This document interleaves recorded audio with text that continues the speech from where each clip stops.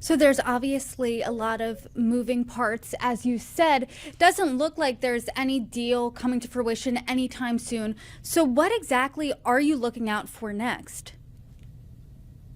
Well, number one, we should back Israel with respect to continuing to go after Hamas, pressuring all Hamas allies and sponsors and partners, because doing so might actually get you the release of additional hostages. And please God that happens, because we want to see hostages come home.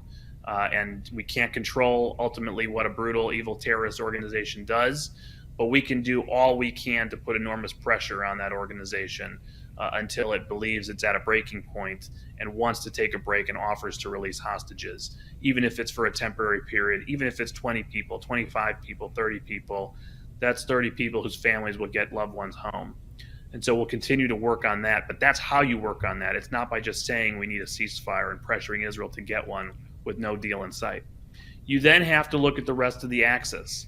You have to make sure you're putting pressure at the top, the head of the octopus on Iran, making sure we're cracking down on their revenues, making sure they're paying a price for all of this, and then go after the rest of their terror tentacles, giving Israel all the munitions it needs to prepare for a potential escalation against Hezbollah in southern Lebanon. There's no way a democracy can continue to have part of its country evacuated indefinitely. The state of Israel has been shrunk de facto by the threat of Hezbollah over the last 11 months. Imagine a state the size of New Jersey, that's how big Israel is, and Bergen County has been evacuated for 11 months and nobody can go back.